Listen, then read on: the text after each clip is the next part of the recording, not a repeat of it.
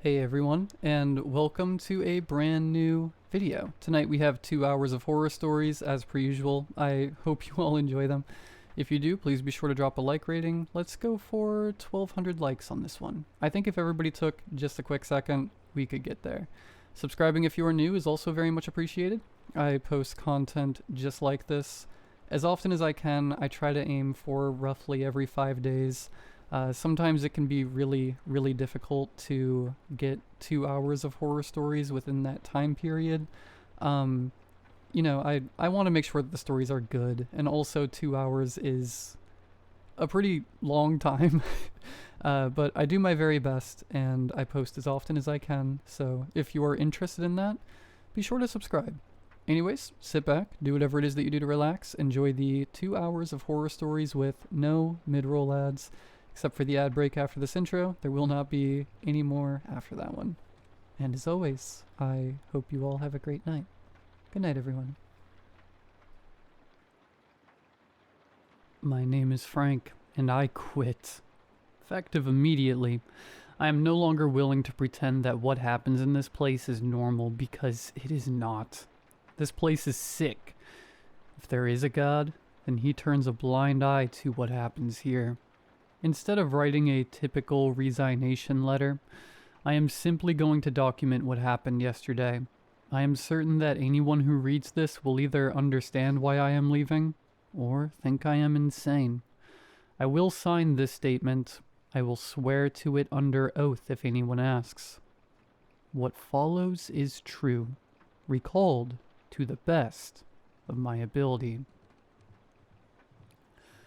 For those who do not know me, I am a search and rescue officer with the National Park Service. Up until about a week ago, I loved my job. The wilderness brings with it a lot of strange happenings, and I have heard more than my fair share of strange stories. The people of Glen Haven are deeply superstitious. They always have been, but even with the rumors and campfire legends, I always found the job extremely rewarding. Out here, you learn to ground yourself in reality. People get lost and they panic. The woods are bigger than most people realize, and fear can make the imagination run wild. Sometimes you have to remind yourself that the boogeyman is not real. There are no werewolves roaming the forests. There is no witch trapped in some forgotten well making clothing out of skin. And a random staircase in the woods is just that. A staircase. That's what I used to believe. A few weeks ago, my colleague and friend, Josh, disappeared from the job. Just stopped showing up. Josh had been my partner for years. We worked every kind of call together. Lost hikers, injured climbers, the occasional recovery that none of us like to talk about afterward. He was good at the job, calm under pressure, sharp instincts, the kind of guy who could pick up on small details that others might miss. I knew he had been thinking about leaving. We had sat down together a few times and worked on his resume. He talked about moving somewhere quieter, somewhere without the constant search calls and the long nights. I figured eventually he would put in his notice like anyone else. But that is not what happened. Josh did not resign. He did not transfer. He did not say goodbye. One day he was here, and the next day he was simply gone. The last time I saw him was the morning of his final shift. He looked tired, the kind of tired that sleep does not fix. When I asked him what was wrong, he just said he had not been sleeping well. I left early that day. Now I wish I hadn't. Something about the woods had been bothering him for a while. I assumed he meant the stories the locals like to tell, the usual nonsense. I tried calling him that evening after he failed to show up for a shift. It went straight to voicemail. I sent a message asking if everything was all right. No response. A day passed, then another. Eventually, I stopped calling. Maybe I reminded him too much of the job. Maybe he just wanted to leave this place behind completely. I guess it does not really matter now. Since Josh left, no one has replaced him. It has just been me working the long shifts. Me and Gus. Gus has been here longer than I have. He was already part of the team when I started years ago. He is old now. His muzzle has gone gray and he moves a little slower when he first gets up. But when it comes to finding a scent, there is nothing slow about him. Gus is the best tracker I have ever seen. We have had kids go missing out here before. Sometimes the only thing left behind is a backpack or a jacket. You let Gus smell it, and he will put his nose to the ground like someone flipped a switch. Then he just goes. Straight through brush, across streams, up hills, like he has a map running in his head. More than once it has felt like watching a GPS find its route. Sometimes I know someone's gonna be fine by how quick he moves. Gus has saved a lot of people. More than me. Yesterday evening started like any other. I was sitting in the ranger station going through paperwork when there was a knock at the door. I got up and opened it. A woman came stumbling inside. It was around 6 in the evening. She looked like she had run the whole way there. Her breath came in sharp, uneven bursts, and tears were streaming down her face. She told me her son was missing. They had been out walking one of the upper trails together. 1 minute he had been right beside her. The next minute he was gone. Just like that. Poof. I did my best to try to calm her down. Panic spreads fast in situations like that, and if you let it take over you lose precious time. I sat her down at the small desk near the front window and told her we would do everything we could to find him. Then I reached for the radio and tried to contact command. All I got back was static. That part was not unusual. The equipment here is older than it should be, definitely breaking multiple codes. Please, somebody make note of that for whatever poor fool takes my job. I have been complaining about it for years. The radios crackle, the batteries die quick, and half the time you are lucky if anyone hears you at all. I tried again. More static. No phone signal either. When I spoke with the mother, Gus stood quietly near a front window. His eyes were pointed toward the tree line, staring out into the woods as the sun slipped lower behind the hills. The light was fading fast, and the forest was already starting to sink into shadow. I asked her the usual questions, while she tried to steady herself enough to answer. She didn't talk much. Her son was 6 years old. She had last seen him about 2 hours earlier. That might sound like a long time, but the place she described was near the highest point of our trail systems. We have 6 trail runs, and the topography changes greatly. The hike down from there takes a while even for us. I figured she must have searched as much as she could on her own before panic finally pushed her to run for help. Gus did not react to her the way he usually does. Normally he walks right up to people, gives them a gentle nudge, or sits beside them, like he understands they are scared. Even a simple wagging tail can calm someone down when they are in a situation like that. But tonight, for whatever reason, he was not in the mood. He kept staring into the woods. The mother reached into her coat pocket and pulled out a glove, blue and knitted. I felt like I recognized it. Maybe they sold it at the local Walmart or something. She told me it belonged to her son. I took the glove and knelt down beside Gus, holding it out for him to smell. His nose twitched as he caught the scent. He began to move towards the woods, so I knew we had a shot at getting the kid. I told the mother she should stay at the station while I went to search. That is the normal procedure. Missing person cases can get chaotic, and having family members wandering the trails usually makes things worse. But she begged me to let her come. She said she could not just sit there and wait. And looking at her, hearing the desperation in her voice, I realized I did not have it in me to tell her no. So I grabbed my flashlight, clipped the radio to my belt, and stepped out into the darkening woods with Gus leading the way. The mother calmed down a little once we started walking. That happens sometimes. Movement gives people something to focus on. I kept the conversation to a minimum. I have never been good at small talk anyway, And in situations like that, it usually does more harm than good. People either want silence or answers. The trail was already getting dark beneath the trees.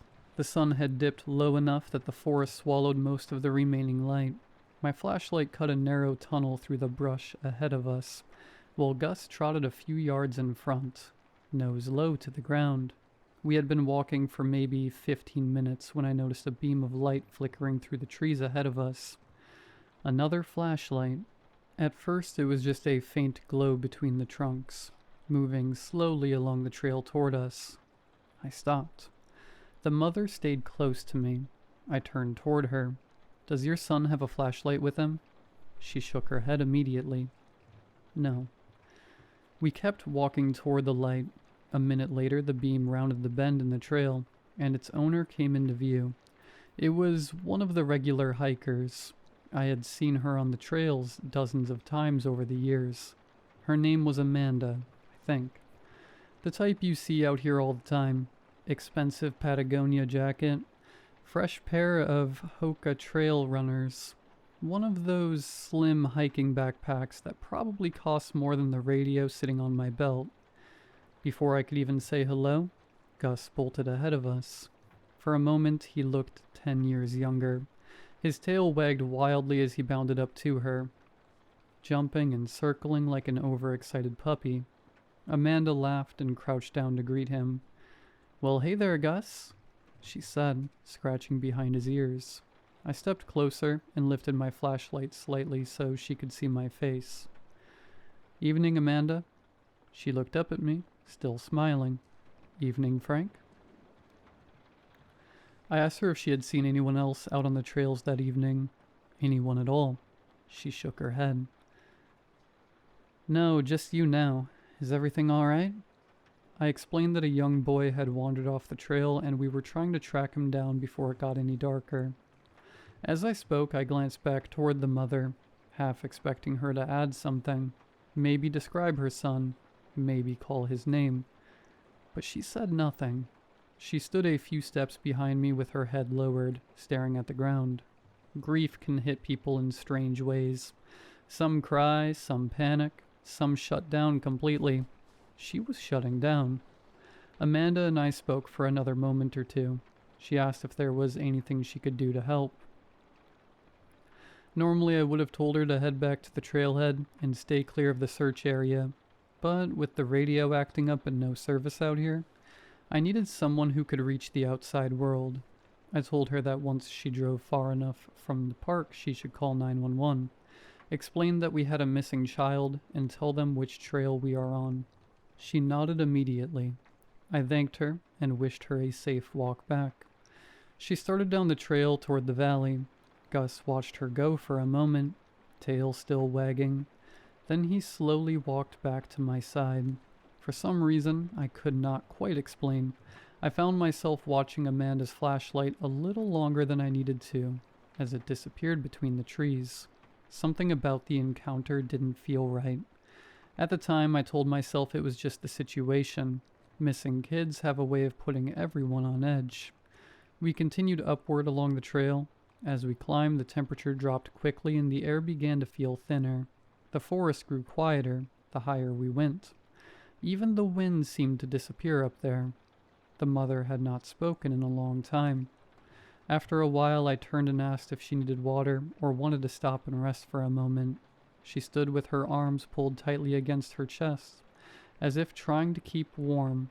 Her long blonde hair hung forward and covered most of her face. When I asked the question, she simply shook her head. She never looked up. Ahead of us, Gus barked once, sharp and alert.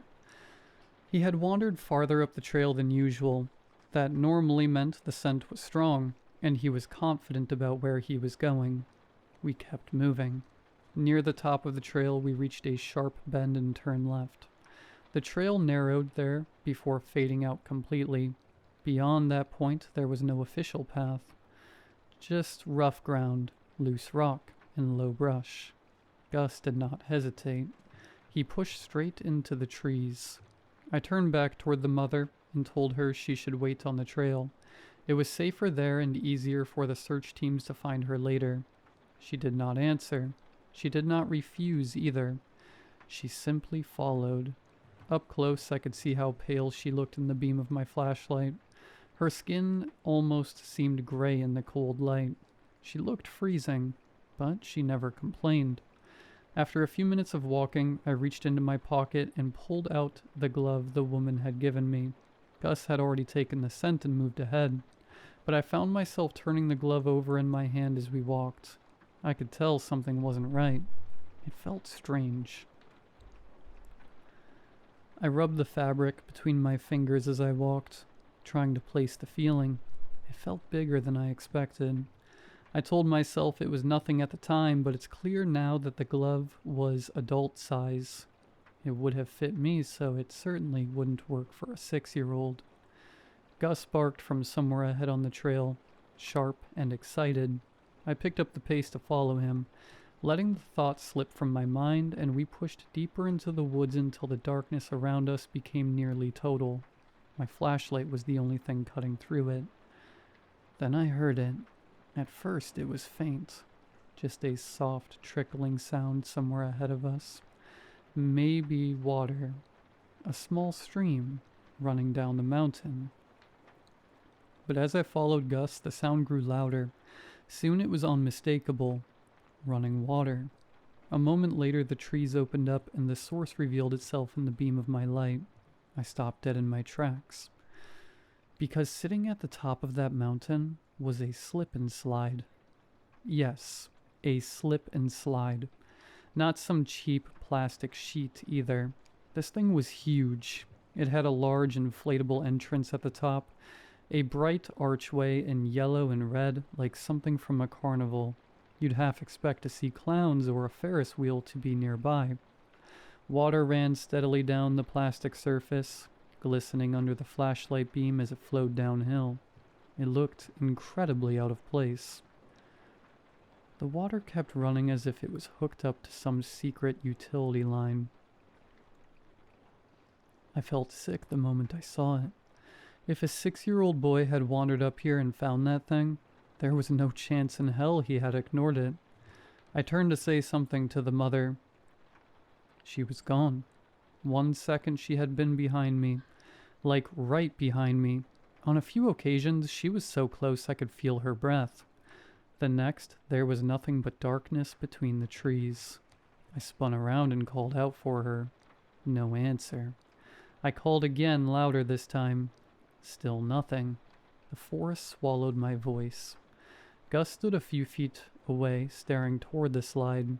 Slowly I walked toward the inflatable archway. The closer I got, the stranger I felt.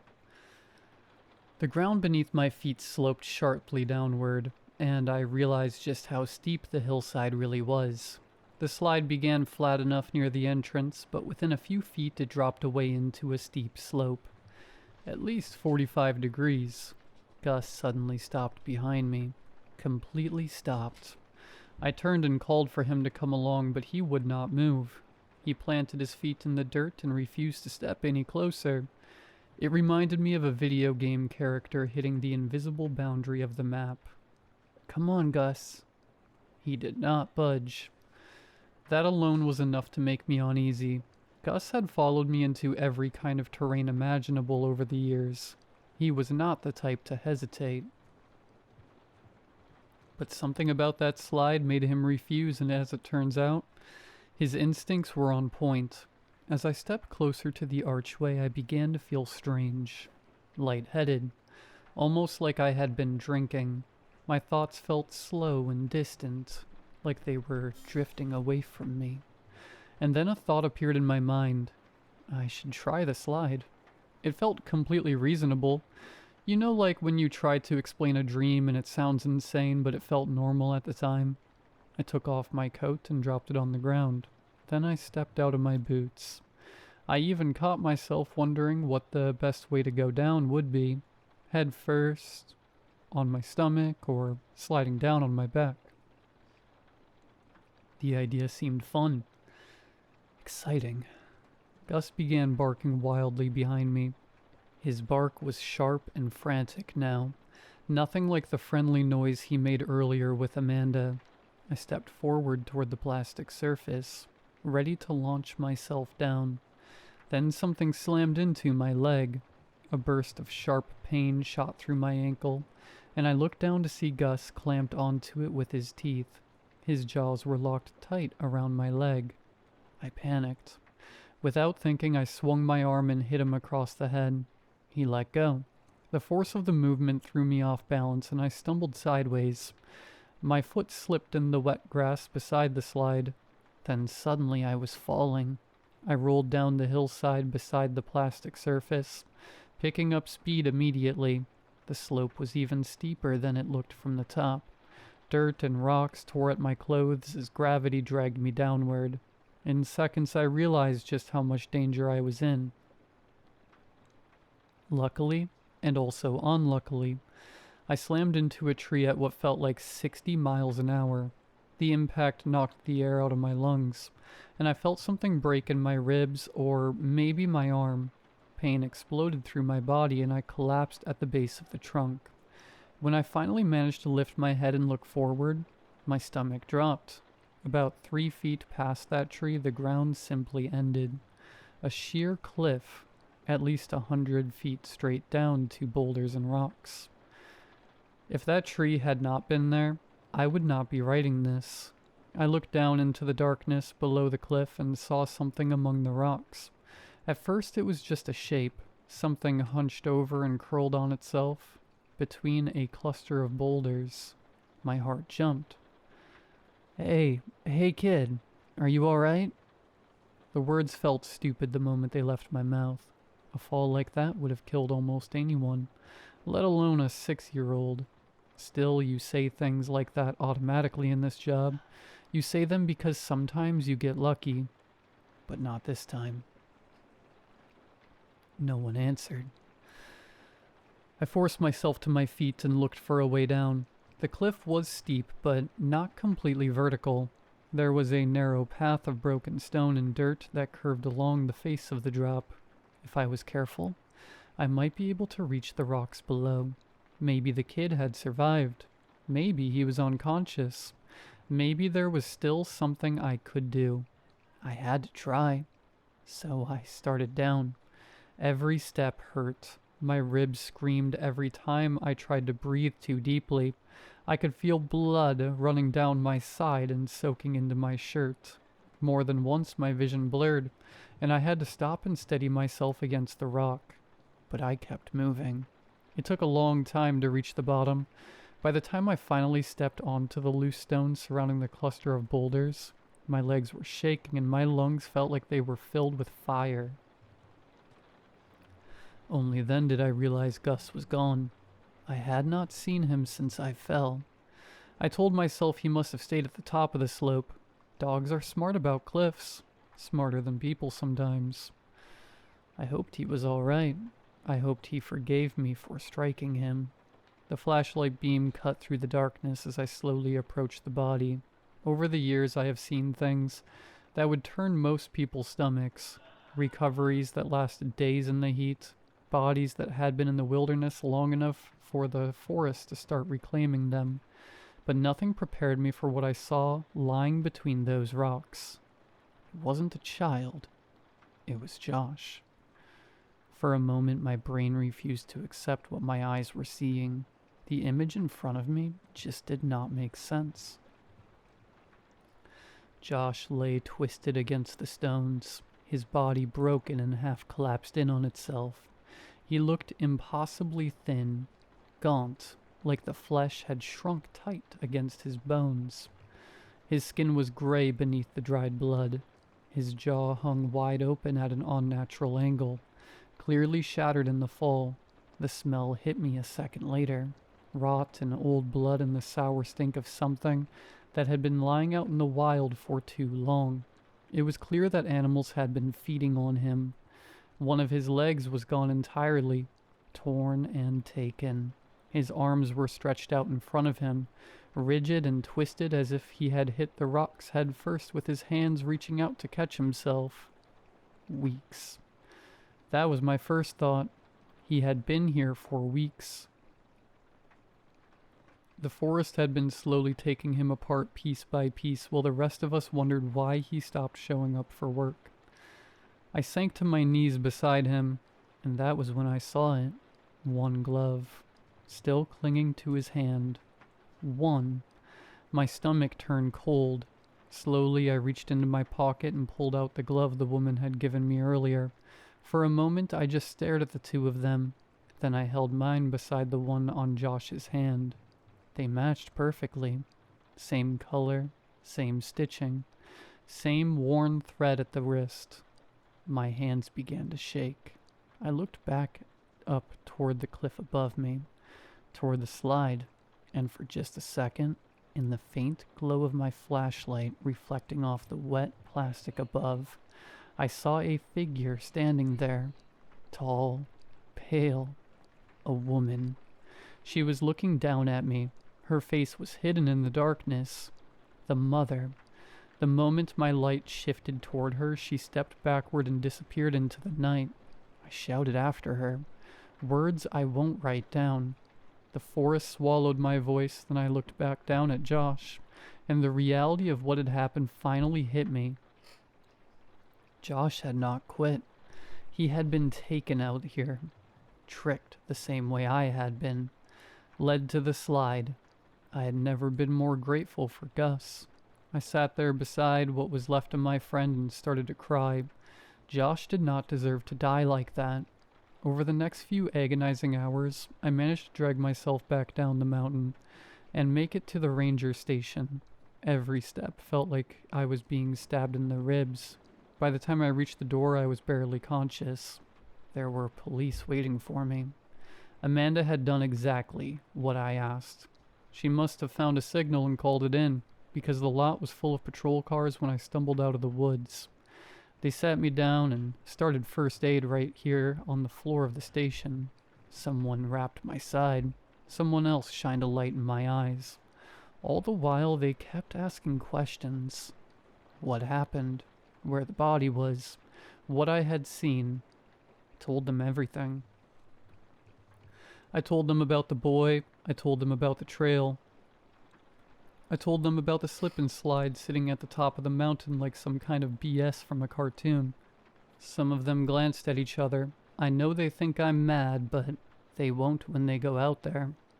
I told them about the woman who led me out there, the one who gave me the glove, the one who stood at the top of that slide and watched me fall. They had me repeat the story again and again that night, every detail, every step. Some of the officers knew Josh personally, so when I told them what I had found at the bottom of the cliff, the room went quiet. While relaying the story, a thought came to my mind. We have cameras. The ranger station has security cameras covering every entrance and the parking lot. We could review them to get an image of the woman. I remember feeling angry while we waited for the footage to load. Angry and hopeful at the same time. I wanted to see her face. I wanted her punished. The officer running the computer rewound the footage to earlier that evening. Then we watched. I walked up to the front door and opened it. I held my hand out to beckon someone inside, but no one came inside. My neck rotated like I was watching someone walk through the door, but no one did. I was alone. I stopped in the middle of the room and began speaking. The camera showed me holding the door open for empty air, gesturing toward the chair for someone to sit down, nodding as if someone was answering my questions. At one point I even reached out my hand for a handshake, waiting for someone who was never there to take it. The officers in the room didn't say anything for a long time. They just kept watching the footage as I spoke to a person that did not exist. Gus stood by the window looking out into the night. Then me and Gus opened the door and left the room. We rewound the tape and watched multiple times. Nobody spoke. The silence was deafening. My name is Frank, and I quit. Effective immediately.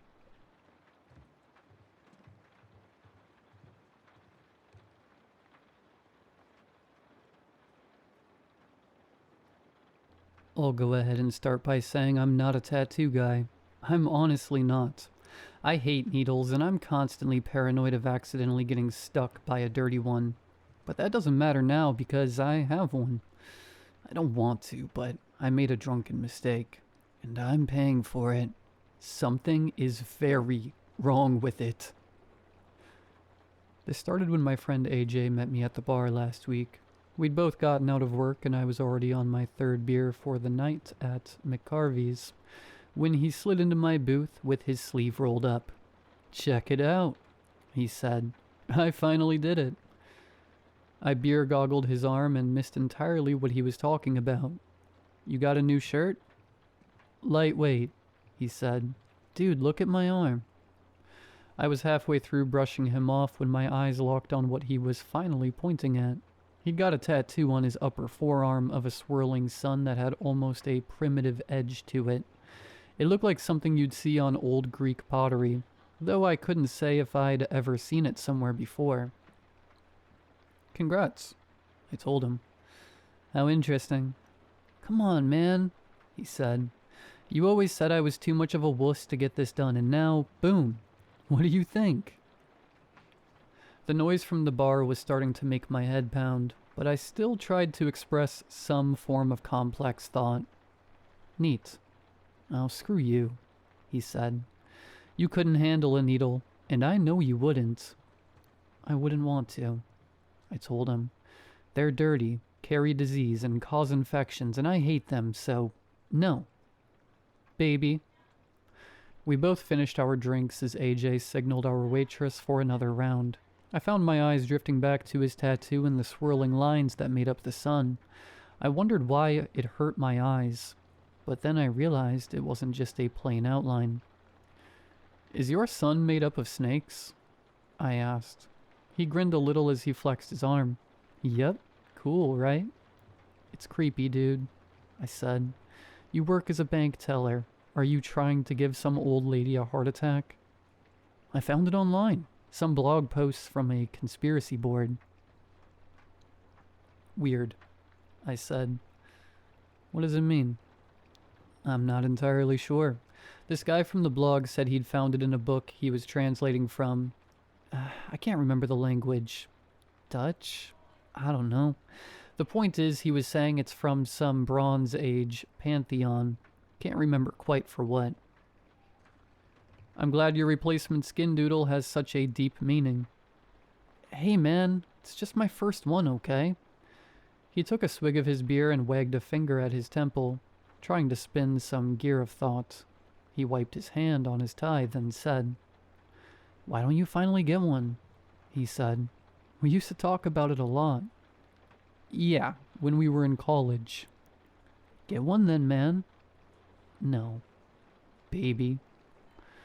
We quietly sat there for a while, nursing our midlife crisis with lager, when one sip finally imparted a thought to my friend's head that I didn't consider the mischievousness of until later. "Shots?" I would like to clarify that I was 5 beers deep on a Friday night with no work the next day. I was not a paradigm of virtue, and I did not pretend to be. I remember taking 5 shots of rum before opening my bloodshot eyes to the light of my apartment window the following morning. Everything hurts. My head, my eyes, my back. AJ had apparently been sober enough to call me a cab and get me home, but not decent enough to get me into my bed. I was on the floor of my dining/living room, head on the carpet, and the rest of me on tile. My temples throbbed, and all I could really remember from the night before were images of the neon lights of the bar. Some girls who'd given me a more than disgusted look, and a big, burly man with a beard hunched over me like some kind of goblin. What made even less sense was that my shirt was on backwards. I pulled myself off the floor, made my way into my bathroom, and praise God I had the day off. I was getting ready to take a shower, and steam was starting to cake the mirror, when I felt the ache in my back morph into something sharper. I was acutely aware of a stinging feeling on my top right shoulder blade, but couldn't twist enough to see what exactly it was. However, as anyone reading this had probably figured out, my answer became obvious. Using my shaving mirror to get the angle, my eyes locked on a swirling symbol of a sun, outlined with the thin forms of several writhing serpents. The center of the sun was pitch black, and the points of each sun flare were the end of a snake's tail. As you can imagine, I freaked the hell out. Forgot about my shower and was on the phone with AJ a minute later, cussing up a storm. AJ couldn't stop laughing and eventually fessed up. Apparently, after our little competition, we started arguing over who was the bigger wuss in our friendship, and that led to an argument about needles. Naturally, tattoos were brought up, and I fell for the whole "you're a loser if you don't" argument. I succumbed to peer pressure, failing every school counselor I'd ever had, and betraying the one solid principle I had outside of not missing Mass on Easter. I was mad at AJ for letting me go through with it, but even more upset with myself for being so willing after one drunken episode. I stared longer at the symbol on my shoulder, and freaked out some more at what my parents would say when they found out. "Relax, dude," AJ told me. "It's not like it's somewhere anyone can see it. Just don't go to the beach, and no one will ever know." I heard his point and even agreed with it, but couldn't stop staring at the symbol. The skin around the ink was puffy and pink, burning in the stale air of my bathroom. At a loss for anything else to say, I asked again what exactly it meant, and why he told the tattoo artist to draw this on me. He laughed again before giddily replying, "You know how we used to research conspiracies together in school?" I did, but I never called it research. We'd get wasted, watch scary videos on YouTube with our business major buddies, then piss ourselves making fun of how ridiculous they were. AJ, on the other hand, was way more into it than any of us, and now that obsession I had learned to accept as a quirky aspect of my best friend had resulted in something I could never erase. I was researching ancient languages one night and found an old blog from like 2011. This guy claimed he'd found a rare book he was translating from German, something to do with an archaeologist's dig in Greece back in 1830. I saw that symbol in it and thought it was cool. "You don't even know what it means? Are you serious?" "Lay off, Tyler," he said. "The point is, I told him to give you the same one I had, so congrats. You're officially inked up." He asked me if I wanted to meet up later for a bit after work, but I told him I was probably just going to catch up on sleep. I hung up, showered, and poked at my ink-stained skin. I had a tattoo and I couldn't even remember it. In some ways I felt robbed of an experience I was entitled to. It's true I never planned on getting a tattoo. I come from a traditional family that looks down on that kind of stuff, so I've never really had the urge to get one. But I also figured that if I ever went through with it, I'd have some kind of say in what it'd be. Instead, I made a drunk decision and ended up with some potentially satanic crap. Not that it'd matter to my mom if she found out. Around lunchtime, I started feeling the sting. It had hurt before, but now it was almost burning, especially in the sunlight. It wasn't just the sting of a needle, but an actual burning sensation. It was like I had sunburn. Every drag my t-shirt made against my skin hurt, and it wasn't going away with time. I put some aloe on it to cool it off, but it didn't do much. I decided to continue with my day and ignore it, but the burn got worse. I got some intense burn cream from the drugstore near my place and decided that if it didn't work, I'd go to the doctor. It'd be just my luck if my drunk tattoo had some infection, but thankfully, the cream worked pretty well. My whole shoulder went numb, but hey, can't feel pain if you barely feel anything. I texted AJ that night and asked him if his tattoo still hurt. "A bit, LOL, he said. "Does it burn?" He left me to read after that. I sent him another text, but he never responded. The next day I tried calling him, but couldn't reach him. I had work on Monday and decided it would be easiest to put him out of my mind and check in with him later.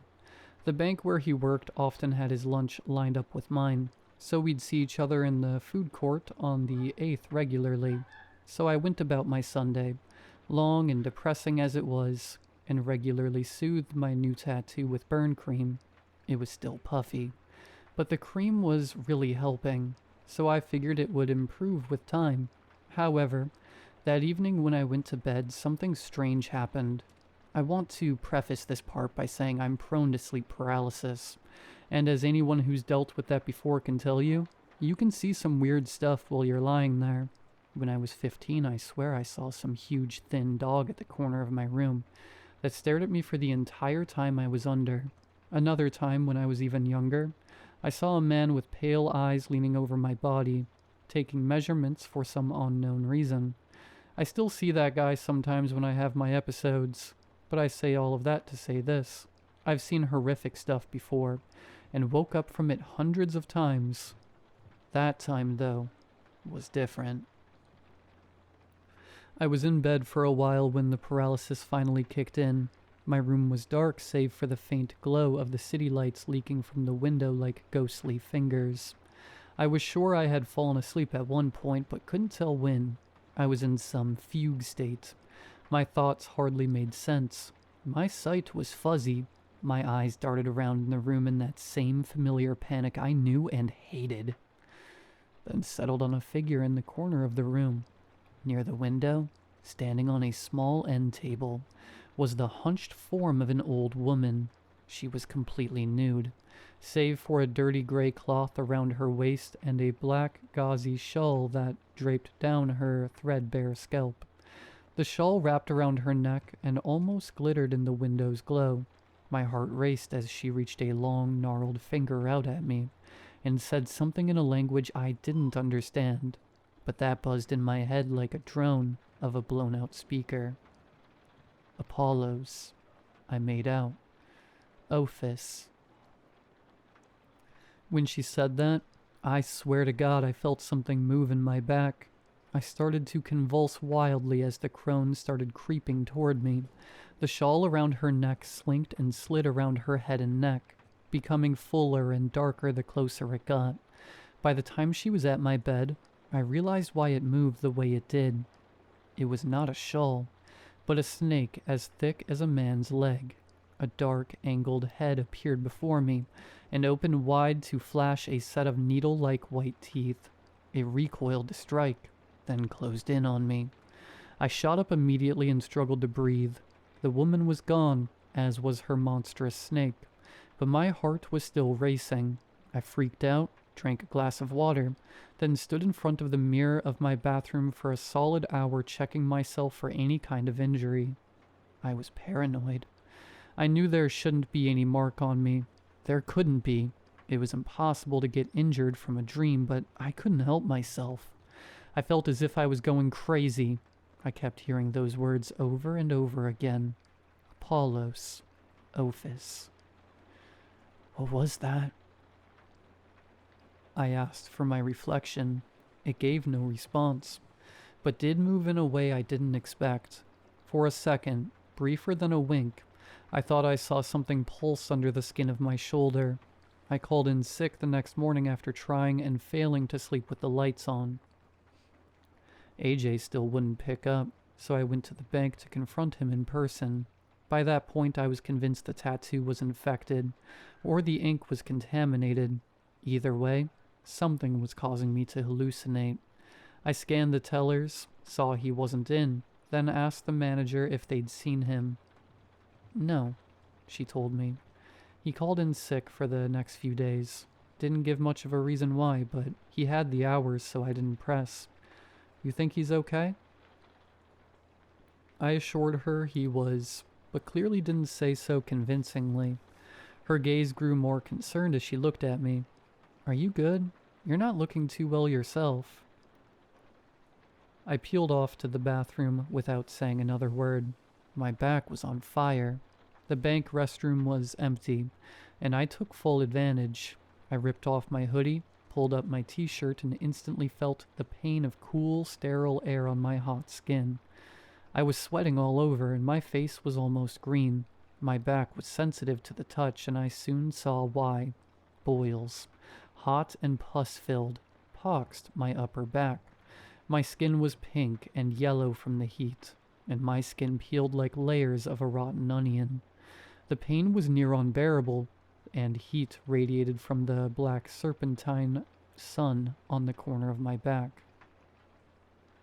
I grabbed my bag and tried to apply more cream to the tattoo, but my hand shot away with pain. The cream sizzled like butter in a hot pan, and the fingers that tried to apply it now had third-degree burns. It was like my back was the top of an oven. Confused and panicked, I went to throw my shirt and hoodie back on, but my hand went through a set of holes that didn't exist before. Both of the back right shoulders had singed holes the size of hockey pucks. I threw them on anyway, and made my way out of the bank. I decided I needed to find AJ. We needed to figure out what the hell this was, and fast. I took the bus to his apartment, attracting stares. The rest of my skin was turning gray and greenish. I started coughing uncontrollably, creating a bubble around myself as fellow commuters gave me space. It was like having a fever and being stuck in a desert. I was delirious. As I left the bus, I could have sworn I saw that old woman again, sitting and stroking the snake that choked her. When I made it to AJ's apartment, I already knew something bad had happened. The door was unlocked, and there was a foul, sweet smell in the air. AJ? I called out to him as I burst into his living room. AJ, we need to... I was left speechless by the sight before me, hunched in a dining room chair, shirtless, soaking wet, and steam rising from a plastic tub of water. AJ sat trembling with his arms submerged in the water and looked up at me with fear. Ice. Please, for the love of God, give me ice. I rushed in and went to pull his arm out, but he screamed, Tyler, for the love of God, ice, please.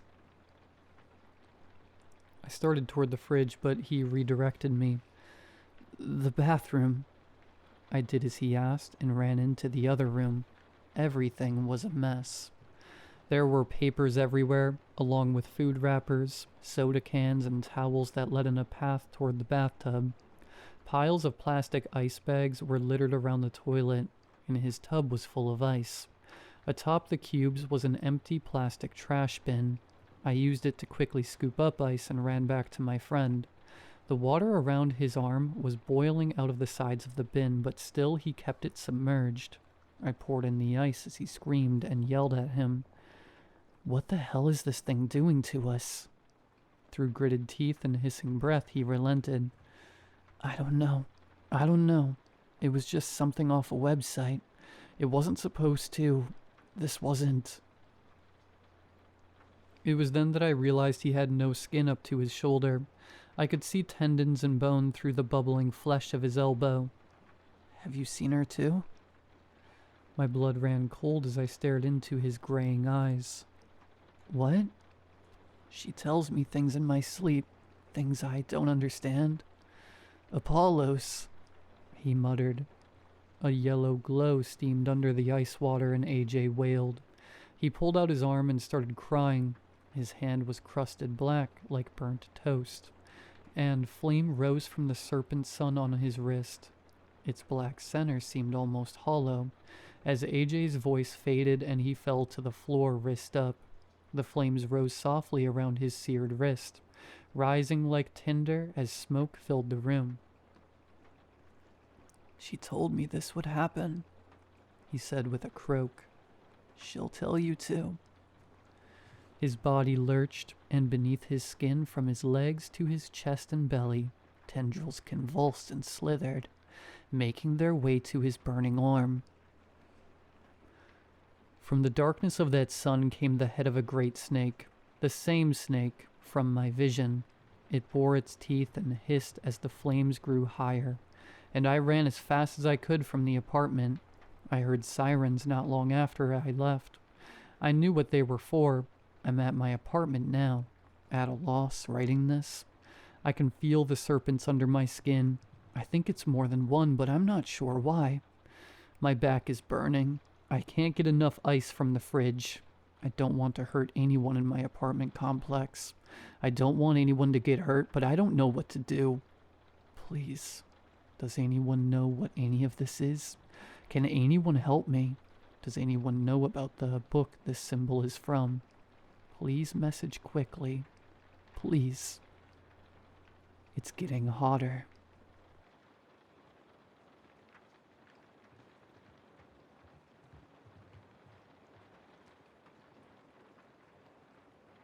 I wanted to share a story about when I was a kid that still disturbs me to this day. We had a room in our house unlike any other. It wasn't different aesthetically, only in what it was used for. It had only one purpose: to punish us when we misbehaved. My brother and I hated that room, but not for the reason you might be thinking. To us, it was just the annoying, boring place we had to stand in when our parents were upset with us. And yeah, we usually deserved it. We hated it, but as we grew up, we knew it was justified. However, it was too dark. Not kid afraid of the dark, dark. Not the hallway light is off dark. This was the kind of dark that felt unnatural, the kind most people never experienced. In our house, it was just called the timeout room. It sat at the end of the hall tucked between the linen closet and the spare bedroom. A plain door with a plain knob and nothing special about it. No warning sign, no lock. If you didn't know what it was for, you'd assume it was storage or a guest bedroom. But my brother and I knew. If we misbehaved, talked back, snuck cookies, fought too loud, or slammed a door, we were sent there. Timeout room, Mom used to say. Lights off, door closed. That was the punishment. And when you're little, it makes sense. Darkness is uncomfortable. It makes you behave. It makes you feel small. My mom never raised her voice. My dad never counted to 3. They never lectured. They never dragged us by the arm. They just pointed, and we went. For a long time, it really did feel normal, like a strict but fair rule in a strict but fair house. If my brother went in first, I'd press my ear against the door and whisper, "How long you got?" Sometimes he whispered back. Sometimes he didn't. Sometimes I'd hear him sniffling, and sometimes I'd hear nothing at all. Then my turn would come. Mom or Dad would point, and I'd walk to the timeout room. I'd open the door and peer inside first every time, giving my parents a chance to change their minds, but of course they never did. Peering into the room from the outside always felt weird. The only areas visible were where the light from the hall spilled in. There were no windows, no furniture. There was nothing inside except a tall standing lamp. It stood in the corner of the room, its rough yellow lampshade dark. It was always just barely visible in the dim light. I'd walk in and close the door, letting the darkness claim me. Then I'd stand there with my arms at my sides, staring into nothing, counting in my head the way kids do when they're trying to make time move faster. 10 Mississippi, 20 Mississippi, 30 Mississippi. I never thought to question why the room was always so much darker than the rest of the house, why no light ever seeped in from the cracks of the door. I never wondered why the door shut with a soft but distinct click, even though it had no lock.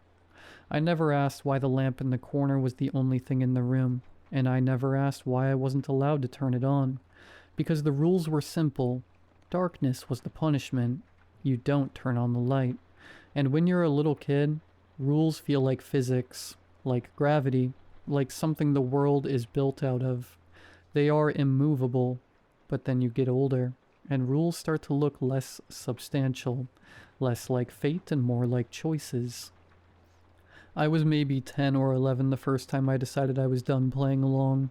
It was something petty that got me sent there. Talking back, I think. I remember the heat in my face, the sharp satisfaction of having said what I said, and then the immediate punishment. Timeout room. I stomped down the hallway like it was my own house and my own rules, threw the door open and stepped inside with my chin up. The door closed behind me, the darkness swallowed me, and I waited for my eyes to adjust. But they didn't. They never did. There wasn't even the tiniest bit of light coming from underneath the door like there should have been. This wasn't something I had considered before, but now it seemed odd. That should have been the first red flag. Darkness always softens after a few seconds. Even at night, you can usually make out shapes. A window, a doorway, or even your own hands. But in that room you couldn't. It wasn't just darkness. It was blank. Like my eyes were open, but the sun itself had been turned off.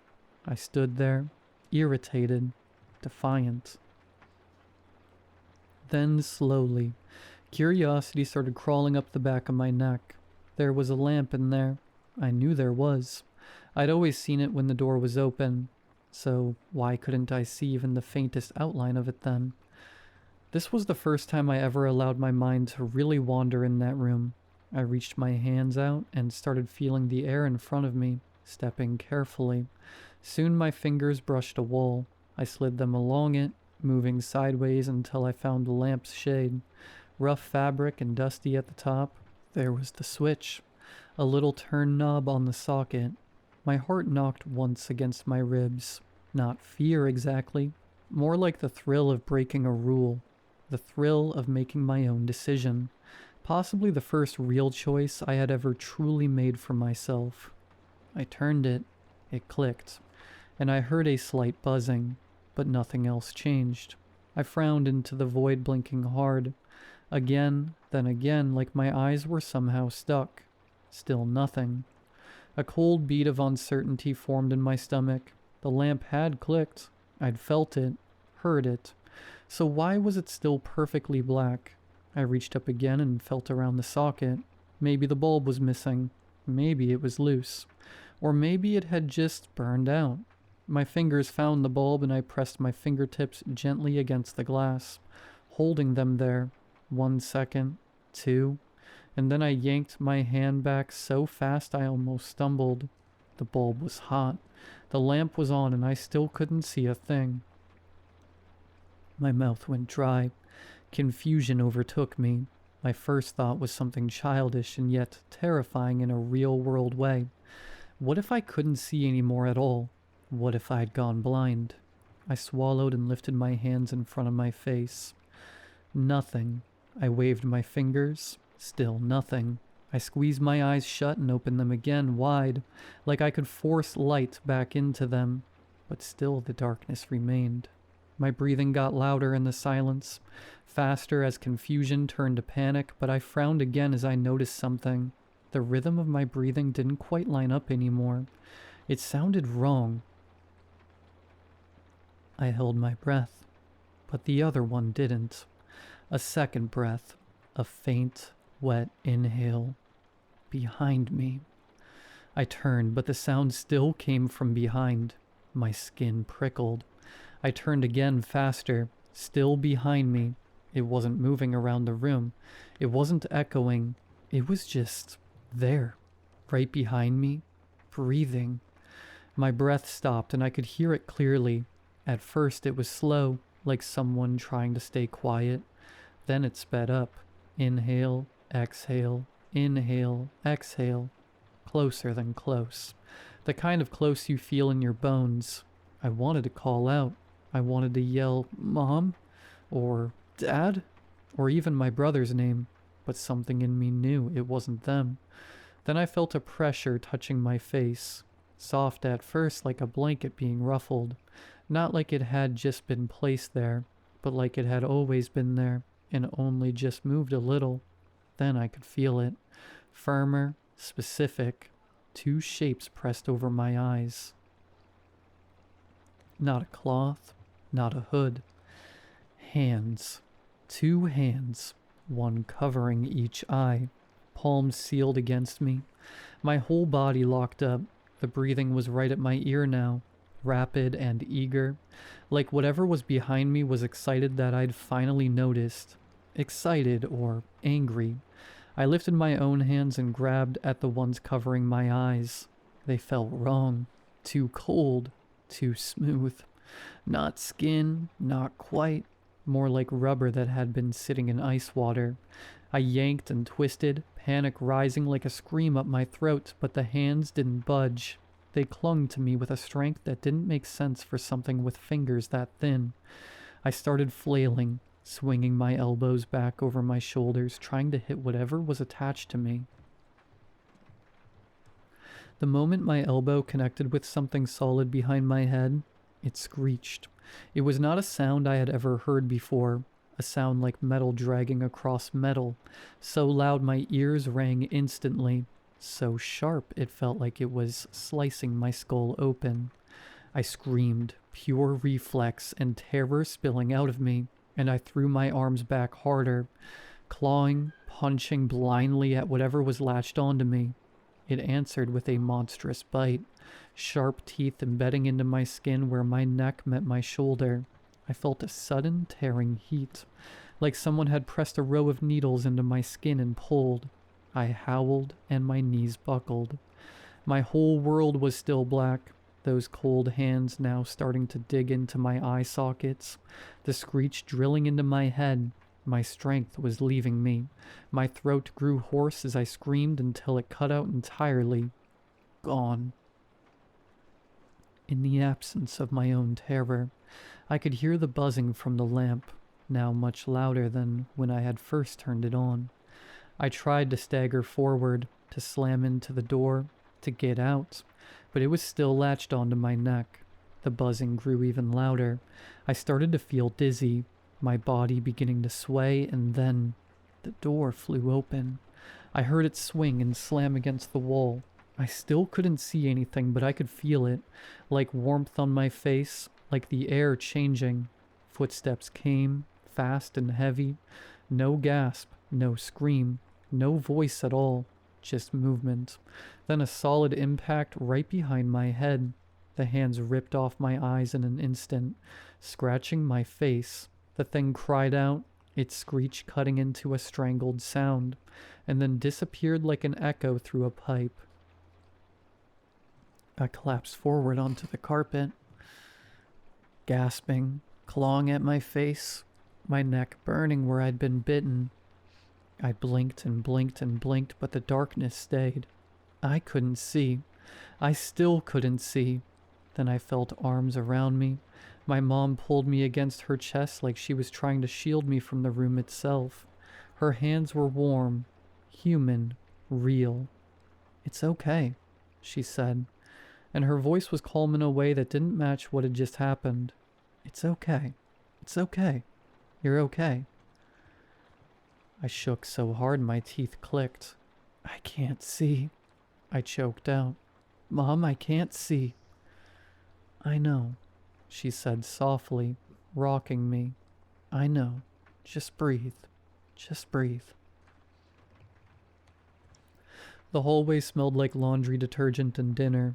Normal smells. Safe smells. My mom's shirt pressed against my face. Her heartbeat was steady. Like this wasn't a surprise. Like she'd been waiting by the door. I squeezed my eyes shut again and forced them open, and suddenly, light. The hallway snapped into place. The carpet, the walls, the open door.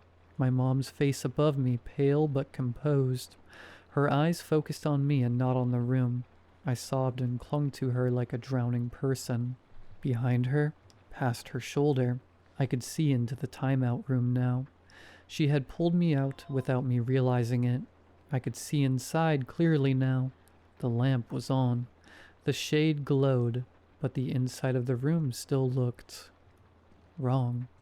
Not dark anymore, just deeper than it should have been. Like the corners didn't end where the walls were supposed to. Like the room had more room inside it than the house had space for. But as I blinked, my vision blurring and unblurring, the room seemed to fade back into reason. It was normal once again. My mom shifted, blocking my view. Her hand pressed gently at the back of my neck, and I flinched from the pain. She didn't ask what happened. She didn't check the lamp. She didn't look for what bit me. She just held me and whispered that everything was okay, over and over until my breathing slowed and my crying turned into hiccuping silence. When I finally pulled back enough to look at her, I expected anger, confusion, fear, but all she gave me was a tired, practiced expression, the kind adults wear when a storm they expected finally arrives. "Why is that room like that?" I whispered. My mom's thumb brushed my cheek, wiping away a tear. "Because," she said quietly, It works. That was all. No explanation, no comfort beyond her arms and her voice. She carried me away from the doorway, and when I looked back one last time, she shut the timeout room door with the same soft click. I didn't tell my brother what happened, and he didn't ask. After that, the bite mark on my neck healed into a small, crescent scar that can still be seen if you look close enough. The timeout room stayed at the end of the hallway. The lamp stayed in the corner. The rule stayed the same. Lights off, door closed. And I'll give you the neat little ending everyone wants, because it's true. I never misbehaved again. She was right. It works.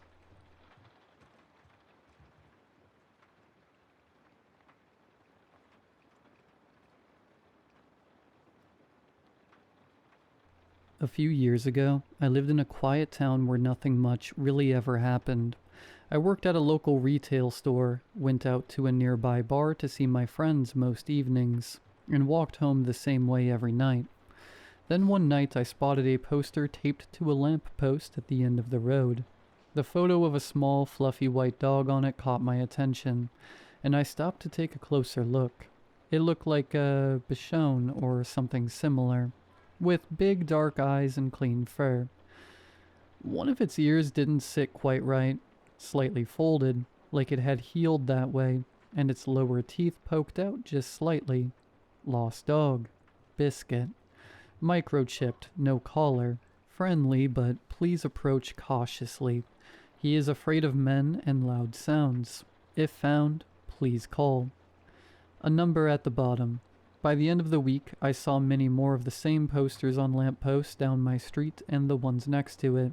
Whoever owned Biscuit clearly cared a lot. Having lost our family's golden retriever a few years ago, I couldn't help but feel for them. I was walking home from the bar and had just passed the local corner shop when I spotted her. A middle-aged woman, walking slowly down the opposite side of the street. She wore a long, dark, navy trench coat. Her hair was tucked in her collar, and she wore sunglasses. Even though it was dark out, walking beside her was that dog. Same fluffy coat, folded ear, lower teeth poking out slightly with its mouth closed. I blinked and glanced back as she kept walking. I debated following, but as she proceeded further down the street and out of view, I told myself I probably saw wrong and went home. After all, it was almost midnight, and I only saw the dog clearly for a moment under a street lamp. But the uneasy feeling persisted. A few nights later, I was walking down the same street when I stopped and did a double take. It was the same woman walking the dog as I passed the corner store. I stopped in my tracks and took a proper look this time. The dog was Biscuit. I was absolutely sure of it. "Hey," I called out, but she didn't respond. Just kept walking with her head slightly down, leash loose in her hand. I called a number as soon as I got inside, and it rang twice before a man answered. "Hello?" "Hi," I said quickly. "I think I might have just seen your dog." There was a pause. "Oh my God, are you serious?" The relief in his voice was immediate. "Yeah, I think I saw a woman was walking him about half an hour ago. Looked exactly like the one in the photo." Another pause.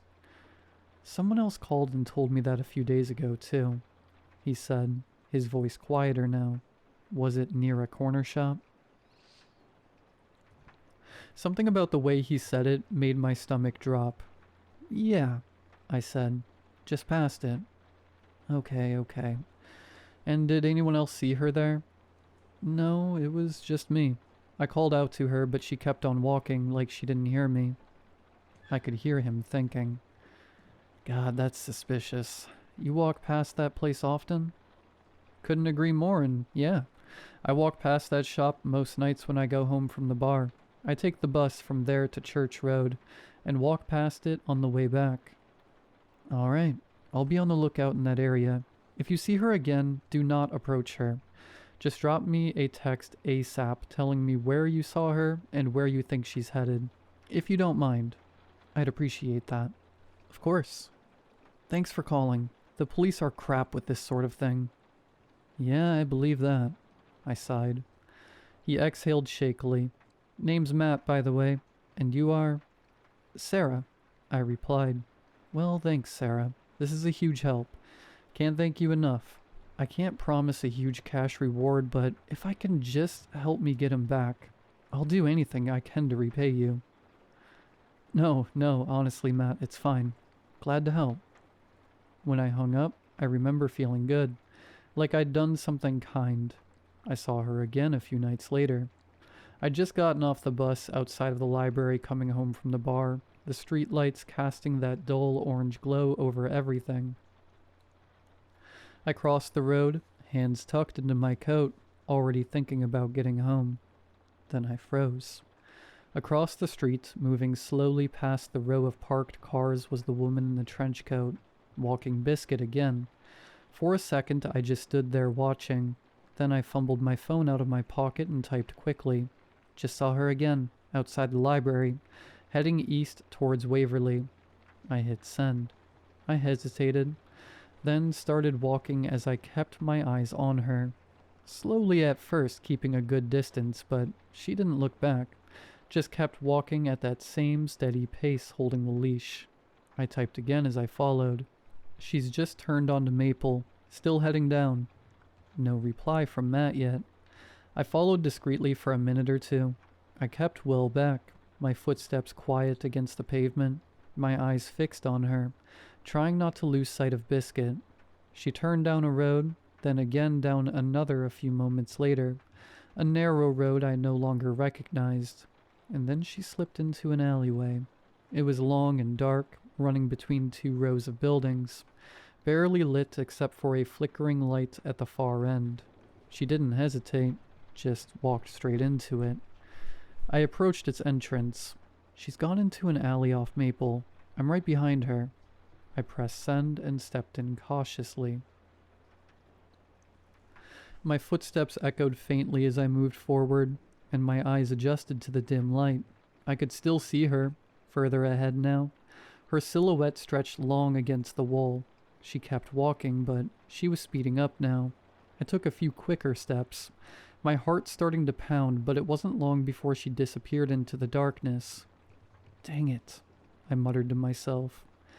I stood there for a few seconds, breathing unevenly, listening, then looked down at my phone. Still no reply from Matt. I swallowed, suddenly very aware of how alone I was, deep in the alleyway, hoping Matt would see the text in time to do something about it. I put the phone back in my pocket and turned to leave. That's when something grabbed me from behind. An arm wrapped around my upper body, yanking me backwards before I could even react. Another hand clamped over my mouth, cutting off the scream that tore out of me.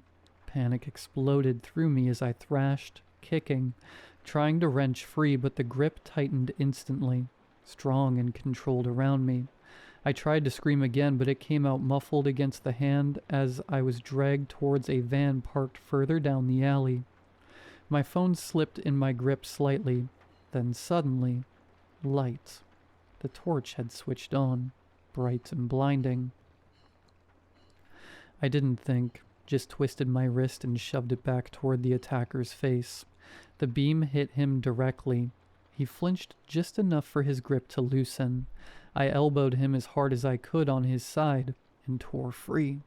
My feet pounded against the concrete as I sprinted down the alley, my breath coming in sharp, panicked bursts and sobs.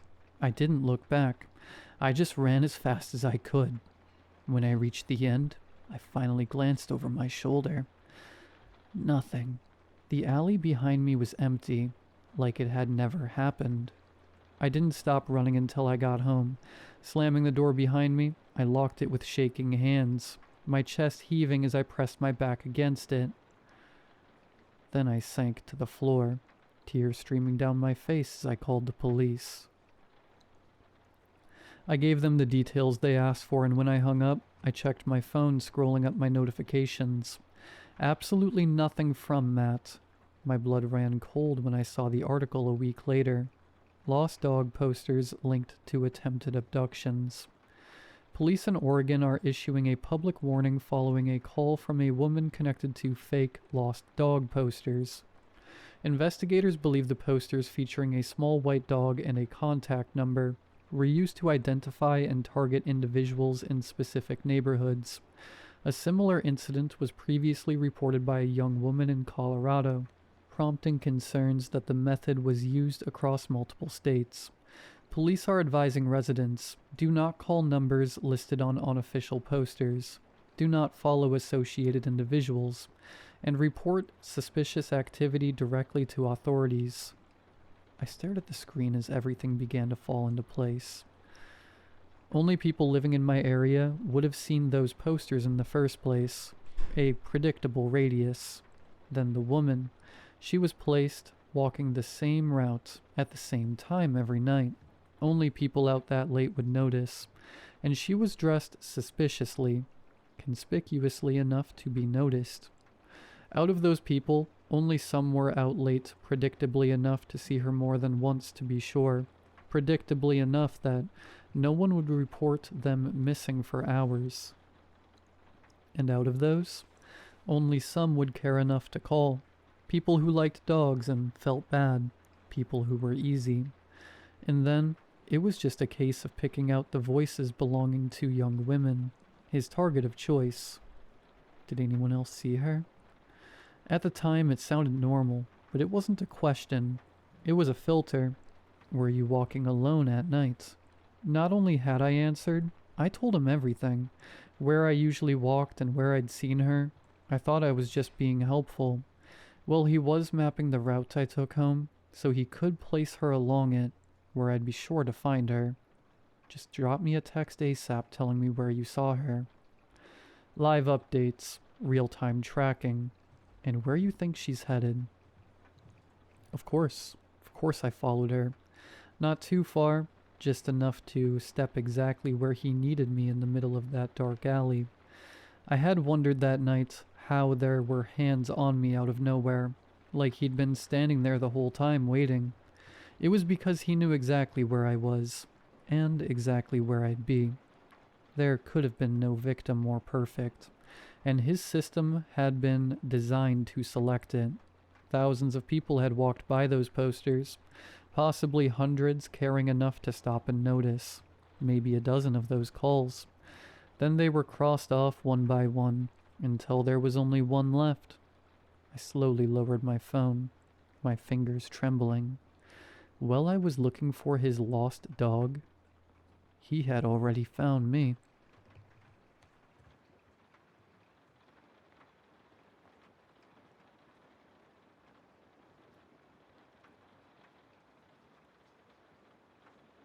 It was getting to the point where it's affecting my quality of life.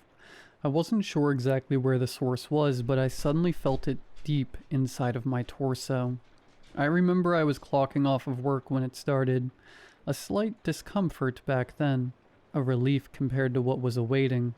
While keeping my eyes on the road, I moved my torso side to side to try to relieve myself, which fortunately worked. When I arrived home, I felt more exhausted than usual and went to bed early. The next day the itch came again, stronger but bearable. The lingering feeling was on the back of my mind, and in between busy moments of work I would twist and turn trying to get rid of that itch. Despite my efforts, it stayed persistent. When I got home that night, I had trouble sleeping. Closing my eyes seemed to amplify the feeling. I don't remember when I drifted off. On the third day, it became so bad I felt chills running down my legs. The moment I woke up, I found myself twitching erratically into strange positions to try and get rid of the itch. I even tried pinching, grabbing my skin in handfuls and stretching it around, and punching and slapping myself. Weirdly, I swore I felt something move, but no matter what I did, it just wouldn't go away. I decided I needed to go to the doctor to check this out. I called in sick to work and called my family doctor, who agreed this was a peculiar situation. After asking me a series of further questions, in which the entire time I was bouncing on my feet, she told me to schedule in for an ultrasound. The appointment was going to be late at night. I wanted to schedule the appointment as soon as possible, and it was the earliest time. I'll take what I can get. Trying my best to ignore it and moving on with my day, I made myself some breakfast. My brain protested, screaming for itch relief. But there was nothing I could do. It's not like I could grab a knife to cut myself open and scratch my insides or something. Along with that thought, I eyed the drawer the knives were in. I shook my head at myself. I wasn't that crazy. I just needed to endure a few more hours. After wading through an excruciating afternoon, it was finally time to leave. I grabbed the keys and bolted out the door, no longer able to sit still. When I arrived at the hospital, I was greeted by a doctor who led me to a room where I was to be changed into a gown, and then into the ultrasound room. The doctor rolled up my gown, using a towel to cover my groin, and put the cool device down onto my body. I could feel the gel spreading as she pressed towards the area of interest, which I informed her of moments before. She moved the device back and forth around the area, and then suddenly went still. "What's wrong?" I asked. I lifted my head to look at her. Her eyes were wide, eyebrows knitted together. Her expression was a mix of fear and confusion, probably the last thing I wanted to see in this situation. Did I have some disease? Was there something wrong with my body? She turned the ultrasound screen towards me. At first I couldn't make out anything but a giant shifting blob, but upon closer inspection, I could see the legs. Thousands. No, millions of them. Spiders. Tiny baby spiders overran my liver, crawling fast on top of each other, entirely covering my liver in a dark mass. To top it all, in the center was the biggest spider of all, splayed on top of the baby spiders with a size comparable to a large tarantula. I could no longer pull myself together. I was so itchy. I started thrashing and writhing on my bed. My doctor yelled something, and other doctors came rushing in. I begged them to do something. Anything. After they assessed me and the ultrasound, they put me to sleep. I woke up in a hospital bed, still groggy from the anesthesia. I looked around for a doctor while I tried to recall my memories. That's right. They had operated on me while I was asleep. I no longer felt the itch. I've never been so grateful to be itch-free in my life, thinking I've been taking everyday life for granted. A doctor came in and checked on my condition before informing me about what happened. He said he had never seen an anomaly like this in his life. I would be surprised if he had. 1,074 spiders. That's how many were removed from me. The number sent chills down my spine. The doctor must have read my unsettled expression and assured me that I was going to be all right. I thanked him for his hard work. I was discharged a few days later. Going back to my normal life wasn't as easy. Though I was fine physically, I didn't recover mentally. How could this anomaly even be possible? And why me? Eventually I went back to work and tried to forget about the experience, burying it deep where I would never think of it again. Until today. It's only been 2 weeks since I returned home, and when I woke up this morning I felt a familiar sensation, a slight itch. I think the fear I tried so hard to push away is coming true. A fear that, maybe during the operation, there was a slight possibility, that they missed one.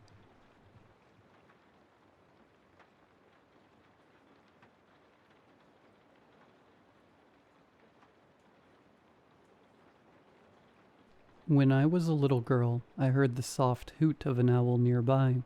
I got out of bed and made a run to the window in the living room, where I presumed I would have the best chance of seeing the owl. I grabbed the curtain, but before I could open it, my mother stopped me, awakened by my loud steps. "You can't do that," my mother said in a gentle but strict voice. "Sorry," I answered, avoiding my mother's eyes.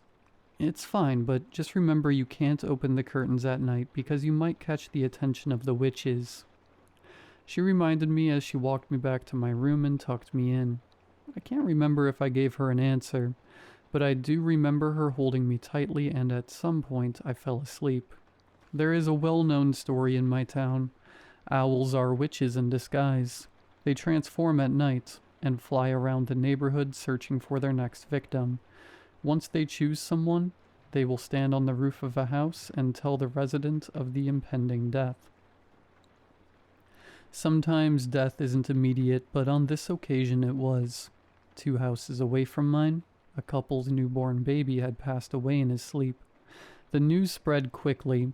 Medically speaking, the baby boy died from SIDS, but we all knew what had really happened.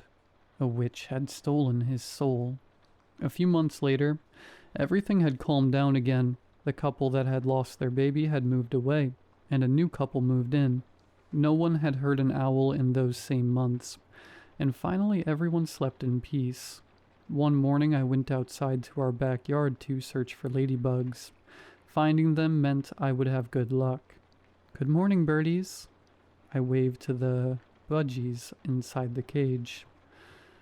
I love seeing them fly around the large cage my father had built for them. But that day, I was on a mission and quickly ran towards the garden to find as many ladybugs as possible. Every time I found a ladybug, I would count how many spots they had and then place them on my hand in the hope they would become my friend. I laughed as they tickled me with their small feet. Every time one flew away, I felt a little sad, but quickly recovered and went back to my search. The chirping of the budgies had become my background music.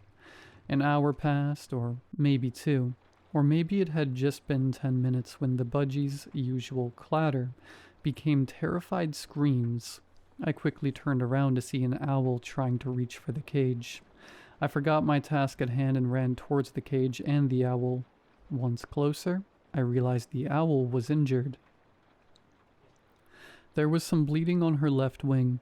It took me a moment to realize the budgies had quieted down and the owl was staring directly at me. "It's okay. I'm not going to hurt you." I tried to reassure the owl. The owl continued to stare at me, giving the cage occasional glances. "Let me get you some band-aids and then I can give you some food. Please stay," I yelled at the owl as I ran back inside. I ran to my room and grabbed several band-aids just in case the owl had a large cut. I always felt better when my mom would put a band-aid on me. I hoped I could do the same for the owl. She still stood by the cage when I came back. I approached slowly, trying not to scare her away. I touched her head and marveled at the softness of her feathers. "This will hurt a little, but I promise you will feel better soon," I told the owl as I lifted her wing and placed 2 pink band-aids. The owl didn't move. She stared at me the whole time, but never tried to bite. Then another thought occurred to me. She was probably hungry and that's why she was standing by the cage. She wanted seeds. I didn't know at the time that owls were carnivores. I thought all birds ate seeds. I grabbed the bag of seeds under the cage and placed a handful of them in my hand. I offered them to her, hoping that if she ate, she would feel better. The owl looked at me for a long time. I couldn't tell what she was thinking, but I still held out my hand in the hope she would eat and feel better. As if making up her mind, the owl took a bite of the seeds, but with it, she bit my hand. "Ouch!" I cried as I moved my hand away. The owl stood there, watching me. I felt tears welling up in my eyes. I had been bitten by the budgies before, but I had never bled from it. I told myself this was probably an accident, and while I didn't want to get bitten again, I still extended my hand to the owl in the hope she would eat more. The owl took one more glance at me and took it upon herself to finish the seeds that were left on my hand. Once she ate all the seeds, even the bloodied ones, she left without a warning. I'm not sure why I lied to my parents about how I cut my hand. I told them I had tripped and had caught my hand on some sharp rock. After they made sure I didn't need stitches, they put some band-aids on and just told me to be more careful. A few nights later, I heard the owl's warning of impending death. Remembering my mother's warning, I didn't go check on the window. Instead, I prayed the owl wasn't at my neighbor's house because Don Cristobal made the best tortillas, and I wanted to go ask for some in the morning. That night, the owl was particularly busy. Usually we would hear hoots for a few minutes and then she would be gone. This time her warnings continued through the night until the sun broke the night. The next morning, nothing happened. With my parents' permission, I went next door and ate some of the best tortillas I've had in my life. The neighbors whispered about the occurrence of the previous night, wondering who would be next to die. The fear of death dwindled in the next few days as nothing had happened. Maybe this time the owl had been wrong. Maybe this particular owl wasn't a witch. Maybe. And then it happened. I was sitting outside with my parents having sandwiches when I saw the owl I had fed. The bandages were still stuck on her wing. As I was about to point her out to my parents, the ground began to shake. My parents tried to reach out to me. I tried to get up and run towards them, but it was impossible. In my desperate attempt to reach my parents, I hadn't realized the owl was heading towards me. When I saw her, I was confused. I saw her grow. She became big, almost as big as my parents. She swooped down and extended her wings over me, covering me. I could hear my parents' screams, the houses around me falling and the cracking of the ground. When it finally stopped, everything was silent. The owl removed her protective wings and without warning she flew away. Everything around me was destroyed. The whole neighborhood was gone. I would later be told I was the sole survivor. My story of being saved by the witch owl was dismissed as a child's way of coping with the unimaginable. I know what I saw. I still see her flying by my house from time to time. I carry the scar she left on my left hand from that feeding. And I know that one day, she will stand on my roof to announce my death.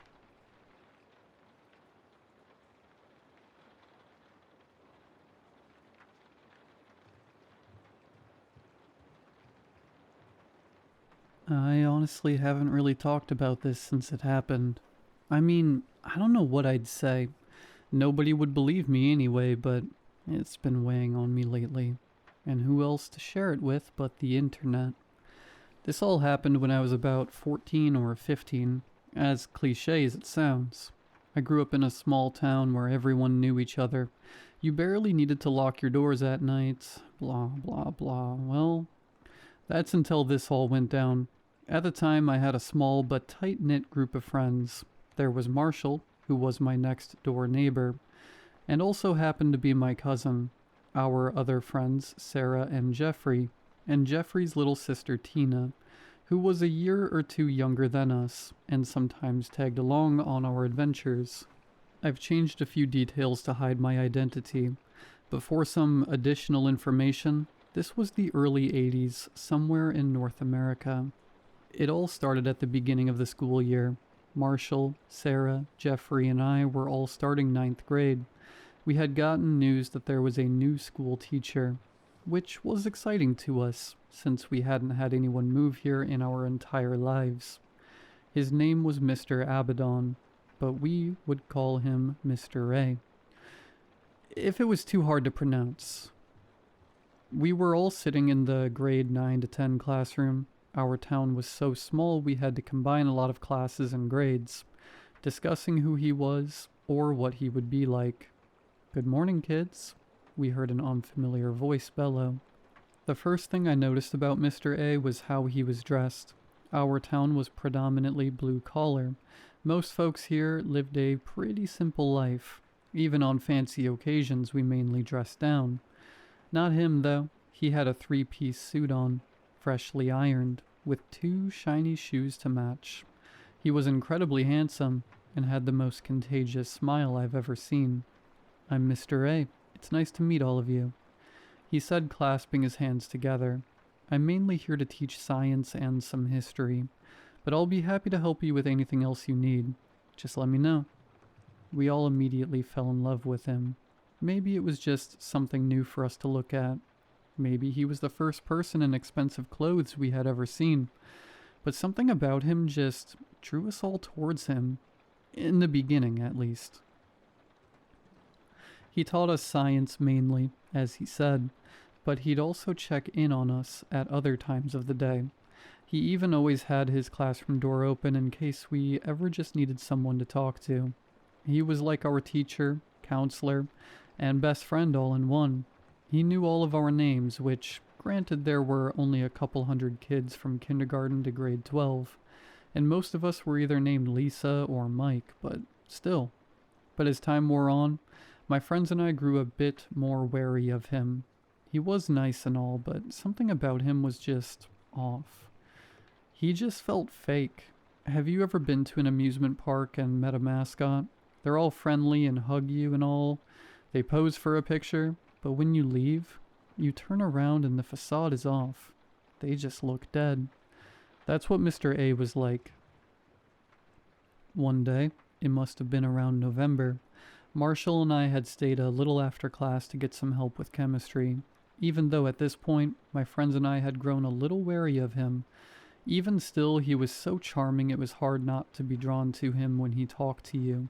I don't even know how to explain it, but he made you feel like the only person in the world. "Alright, thanks, Mr. A," Marshall said, collecting his work and shoving it into his bag. I stood up and waited for him by the door. "No problem, bud. It's what I'm here for." He winked and smiled, that magnetic smile of his that lit up an entire room. Marshall and I left the room, but I peered through the window after we shut the door, and his smile was just gone. In its place was the most terrifying face I'd ever seen. It was a hideous snarl, not in an "I just smelled something disgusting" way, but in a way that just said he wanted to hurt someone. And that's when I reflected on that smile, and all the times I had seen it, I realized it had just never reached his eyes. It was the most beautiful smile I'd ever seen, but above his eyes there was just nothing. No joy, no warmth. He was faking his charisma. That day, we had met up with our friends at Jeffrey and Tina's house. Since they had the biggest basement, I explained to them what I had seen after leaving Mr. A's room, half expecting them to call it BS, since everyone else in town seemed so in love with him. But to my shock, they agreed with me. "Yeah, he's kind of weird," Jeffrey said, as his mom brought us a plate of cookies. "Thanks, Ma." My friend Lisa and I saw him watching us through a window when we went home for lunch. And also he smells really bad if you've ever been close enough to him. Like roadkill, Tina added. I don't even know why he was in our classroom. He doesn't even teach our grade. Sarah stayed quiet up until then, but I could tell she had something she wanted to say. I've seen him do some weird things. He lives close to my house, I think. I see him walking past my house a lot, and he's not like how he is at school. I don't know, just something about him looks off. If I say what I saw, will you guys believe me no matter what?" We all nodded. It was really late one night, and I woke up to get some water. I looked out the window, and he was just there in the middle of the street, but he wasn't walking. He was crawling, like some sort of animal, and he just looked at me, so I ran back to my room. And when I looked back at him, his eyes were different. Not his regular eyes, just not human. When I got upstairs, I swear I heard scratching at my door the rest of the night. We were all silent for a while. We didn't know what to do with that information. After a while, Marshall spoke up. "Sarah, you said you were neighbors, right?" She nodded. We came up with a plan. One day, we'd all go to Sarah's house. When we saw Mr. A walking down her street, we'd follow him to see where he lives. Then the next day, we'd skip school to break into his house and snoop through his stuff. Truthfully, I don't know what we thought would happen. I don't know if we thought demons or monsters or whatever we thought Mr. A was carried around monster identification cards or something. But whatever we expected, it definitely wasn't what we found. We successfully enacted the first part of the plan the next Monday after that conversation in Jeffrey's basement. As quietly as we could muster, we followed him on our bikes. Well, that was until he walked straight into the woods. Sarah lived on the outskirts of our town, past the final house on her block. Was thick woods. It was near impossible to navigate it. We had tried so many summers, but he just walked into it like he didn't even see it. We ditched our bikes and tried to follow him through the woods. It was hard, but we managed to do it. He eventually led us to what looked like an abandoned cabin. Was that his house? It was barely standing.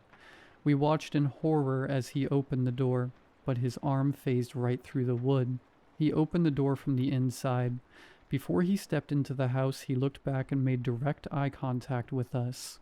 He smiled at us. Not that charming, ingenuine smile he always gave at school. This one was sinister. I've never seen any human give that expression before. It was pure evil. It was a quiet bike ride home.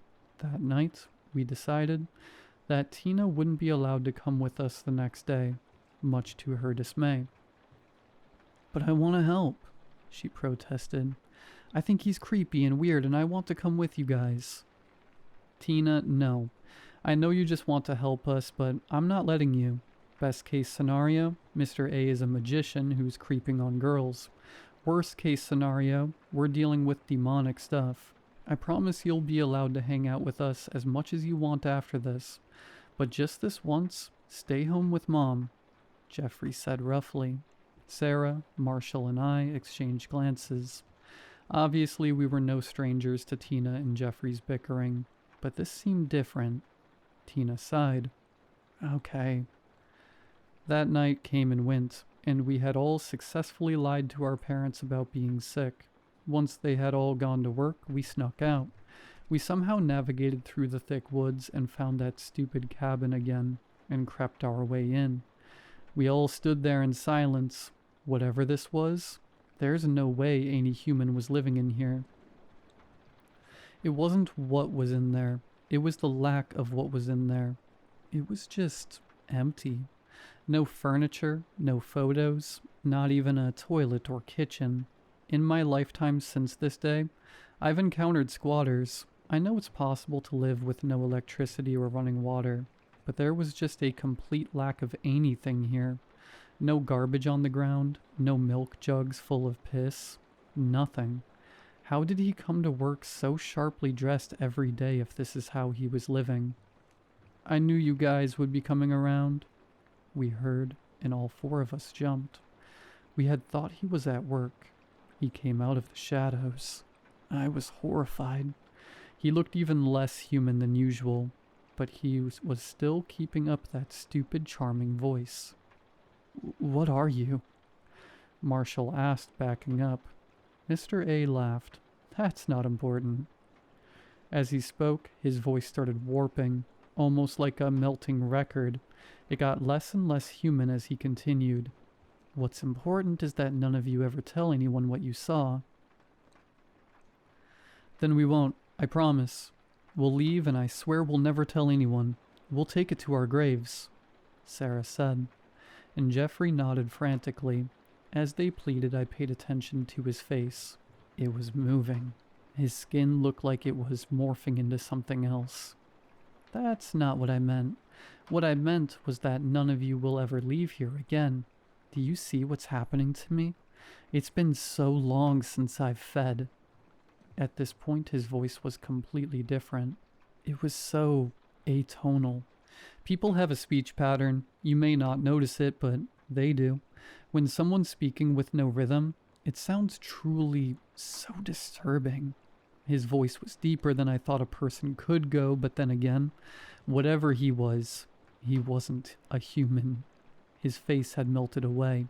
In its place was, I don't even know how to describe it. His eyes were completely black. His skin was gray and deformed. I heard a cracking sound which I soon realized was his spine. He was growing taller. Suddenly he lunged at us. We all jumped away, but Sarah had been scratched by his nails, which were now monster-like claws. I rushed to grab her, and we both ran up the rickety stairs.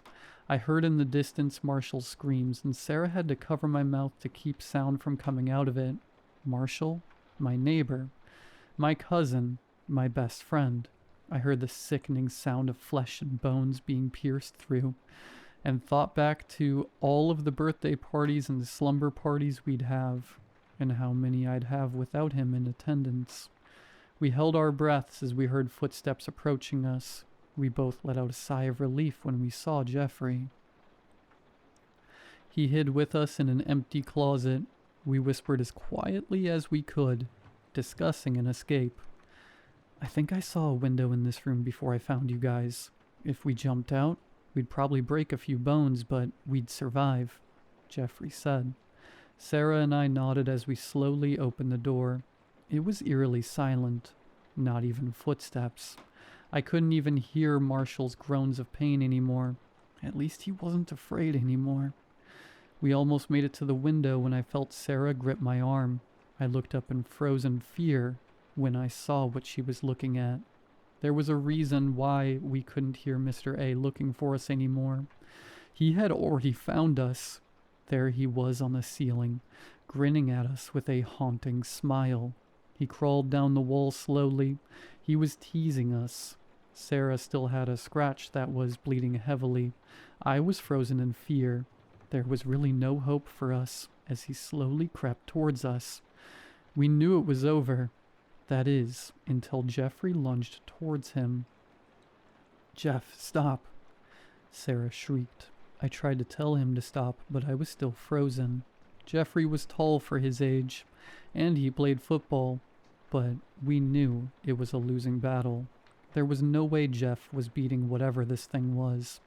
He looked at us, terror in his eyes, although I could tell he was trying to hide it. "Just go. Go through the window. Now." I felt a rush of adrenaline as I suddenly had control over my body. I approached the window as fast as I could, Sarah close behind me, but she wasn't fast enough.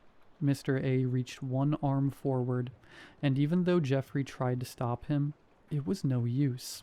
His razor-sharp claw pierced through her skin. As she collapsed on the ground, Jeff and I shared a look, tears in our eyes, but there was no time to waste. I grabbed him as fast as I could and jumped backwards through the window. We hit the ground with a thump. I could immediately tell my arm was broken, but Jeffrey clearly had it worse than me. "Go," he managed to say. "Come on, let's get up. We have time." I winced as I heard Sarah's screams in the house. "He's busy." I grabbed his arm, but he slapped it away. He shook his head. "I'm not getting out of here, man." "No, come on, please. I'll carry you." "Too slow. You're getting out of here." Maybe I was just in denial, but Jeffrey wasn't.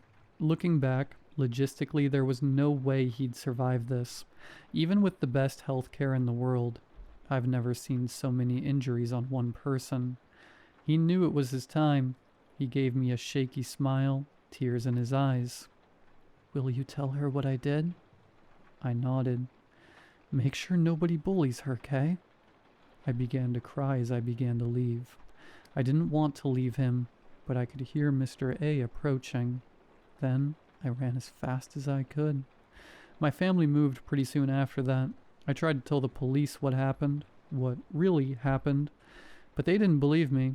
They said Mr. A was a monster, but not the kind I was thinking about, and that I was safe now. I knew it wasn't true. As for Tina, we don't really keep in touch. I tried to tell her what happened, but her mom wouldn't let me near her. Maybe I'll try to find her on Facebook. I did promise Jeffrey, after all. As for Mr. A, I haven't seen him since. Well, at least, that's what I tell everyone. The nights after the cops found me, broken arm, covered in blood that wasn't mine, stumbling around the streets, I was being treated in the hospital. Not the crappy, tiny healthcare facility in our town. I had been airlifted to 1 mile away in the nearest big city. I had many things wrong with me, but my parents were told I'd make a full recovery. That night I laid in my hospital bed, in complete shock. I could barely move anything but my head. I turned over to the window and saw someone staring at me. It wasn't Mr. A. He looked completely different, and this was so far away. But I knew that smile, and those stupid eyes anywhere. It was him, even though nobody would believe me. He knew I recognized him, and his smile widened. Before I knew it, He was gone. It's been years and I still don't trust anyone. As far as I know, he's still out there. So please, if you ever meet someone who just seems a little off, even if everyone loves them, listen to your gut and run far away while you still can.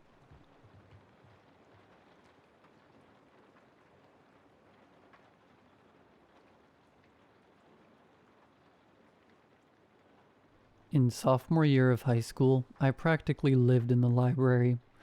I'd go there almost every day after school to sit and read. Then I'd borrow a stack of books, mostly history, and finish them at home before they were due back. It was routine at this point. That's why I noticed it straight away.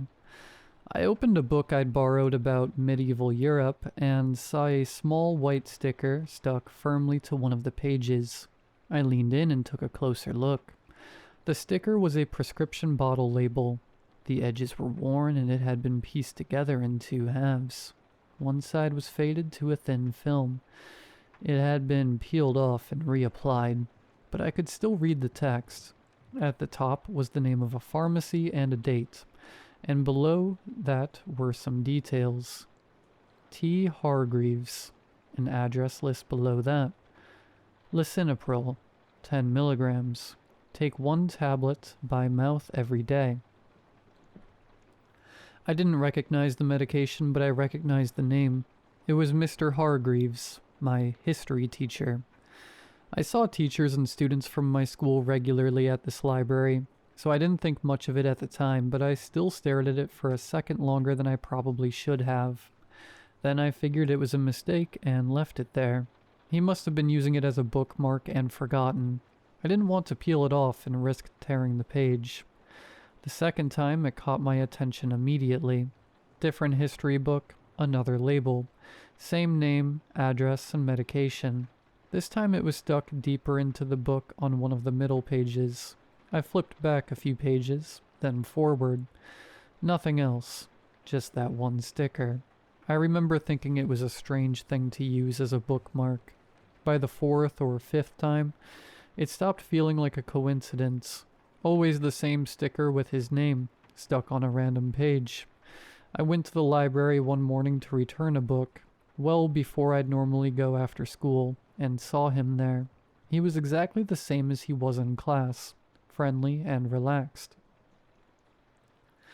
"Good to see you're reading," he said with a smile. I greeted him and made some small talk. I almost mentioned seeing the labels, but then I stopped myself. Something made me feel like I wasn't supposed to. At the end of our conversation, I just smiled and left. A few afternoons later, I was back in the library. I went to the history section and plucked a book off the shelf, flipping it open without thinking. Sure enough, there it was again. Mr. Hargreaves' prescription label, pressed flat on one of the pages. Just then a voice snapped me out of my trance. "Hey, how's it going?" I looked up. My friend Matt was standing in front of me, hands in his pockets. Matt didn't come here often. He lived further out, on the edge of town. "I didn't know you even knew where the library was," I remarked. "Ha ha, very funny. I was nearby." We talked for a bit, and then I held the book up slightly. "Look at this. I keep finding Mr. Greaves stickers in these books." He stepped closer and scanned the text. A messenger asked for help from nearby towns. I tapped on the label below it, pressed flat against the page. Matt leaned in and squinted as he read the details on the faded sticker. "Huh, he lives a few streets away from me. Who knew?" "Why would he be putting these in library books?" I asked. Matt shrugged. "I mean, probably just uses whatever's lying around as a bookmark." "That's what I thought the first time," I said. I plucked 2 more books off the shelf nearby that I'd put back a while ago, which I remembered seeing the stickers in. He keeps putting them in books. I reached for a book about wars. Took a moment to find the label, but I knew roughly where it was. Many families were trapped as supplies began to run out. I ran my finger across the label below it, then I put it back on the shelf and opened the 3rd book. A few managed to escape, though most were. Underneath was the label again, in a chapter about the famine. He glanced at it, then back at me, looking mildly amused. Maybe he's just weird. After Matt left that afternoon, I sat at a table with the books I'd taken from the shelf laid out in front of me. I frowned, then shook it off and closed the books, carrying them back to the shelf. A few months passed. I still saw the labels in books every now and then, but I stopped paying them much attention. I didn't think about them again until I was talking to Matt at school one afternoon, leaning against the lockers while people moved around us between classes. "You know those labels you were talking about?" He smirked slightly. "Yeah." "I walk past that house all the time," he said. "Ever since I found out that Hargreaves' address. I can't not notice it.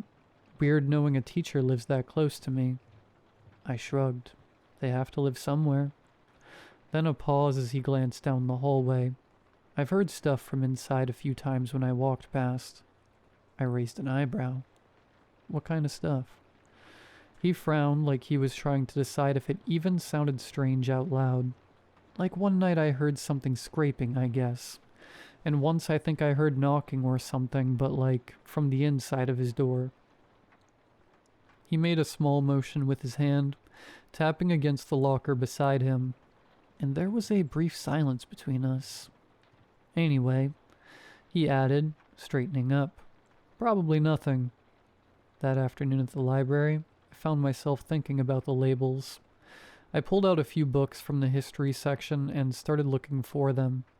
And as I found them again, one by one, I noticed something concerning for the first time. The line of text above each sticker. "A messenger asked for help from nearby towns. Many families were trapped as supplies began to run out. A few managed to escape, though most were." I swallowed and looked into more books. Efforts to seek help from neighboring regions. "A group managed to escape, though some were." My heart started to race. I put the books down immediately and texted Matt. "Hey, can you show me where Hargreaves' house is?" By the time we got there, it was just starting to get dark.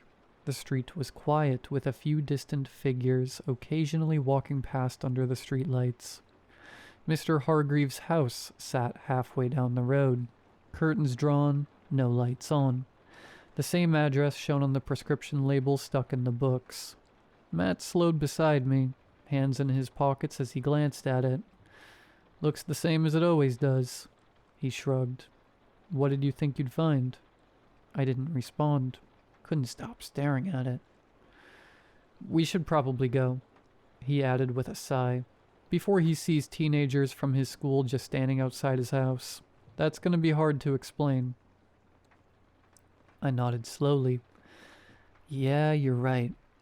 We turned and started walking back the way we came. We'd barely made it a few steps when Matt stopped. I almost walked into him. "What?" I asked. He didn't answer straight away, just tilted his head slightly, listening. Then I heard it too. A dull, hollow sound. Knock, then again. Knock, knock. My heart started racing as Matt turned back toward the house. "That's it," he said quietly. "That's what I was talking about." We both stood there for a second, then walked back towards the house. The front porch croaked slightly as we stepped onto it. The sound came again, louder now from somewhere just beyond the front window. The curtains were drawn, but not fully. There was a small gap where the fabric didn't quite meet. Matt leaned in. "That's weird," he murmured. "I don't remember that." He pointed and I followed his gaze. Behind the curtain, barely visible in the darkness, were wooden boards running horizontally across the window. I felt a chill run through me. "His curtains are always closed," Matt said with a frown. "Wonder why there's wood all behind it." Another knock. Then the curtain shifted slightly. Something moved behind it. I sucked in a breath. "Did you see?" "Yeah," Matt whispered. My hands were shaking as I pulled out my phone and turned on the torch, aiming it through the curtains. The light cut through the gap between the boards. An eye, open wide, staring straight back at us. We screamed and stumbled backwards. Matt grabbed my arm. What the hell? The knocking stopped instantly. Silence. Then we heard footsteps from inside the house. We ran. Down the porch steps, onto the pavement, away from the house as fast as we could. We didn't stop until we were halfway down the street. My chest was tight, my breathing uneven as I fumbled for my phone. Call them, Matt said. I told the police everything. The books, the labels, the sounds, the eye staring at us through the window. My voice was shaking so badly I could barely get the words out. By morning, everyone knew. Mr. Hargreaves had been arrested and the house had been sealed off. Inside, they'd found a girl. She was 14, only a few years younger than both of us. She'd gone missing around 3 years ago, from a different state hundreds of miles away. Taken, transported, and kept hidden somewhere no one would think to look. A normal house on a quiet street. Locked away in his house for 3 years. She'd been peeling the prescription labels off empty medication bottles and boxes. Whatever she could find in his bin with his address on it without it being noticed. Pressing them carefully between the pages of books he brought home from the library, and would eventually have to return. She couldn't write any messages. If he saw even a mark out of place, there was no telling what he would do, so she worked with what she had, looking through the words in the books and placing the labels with his address under specific words, underlining them with the stickers. Hoping someone, anyone, would notice that she was trapped, needed help, and was unable to escape. It had been right there the whole time. I kept thinking about how many times I'd seen those labels and dismissed them as something harmless, before putting them back on the shelf. If we hadn't gone there that day, she might have never left that house again.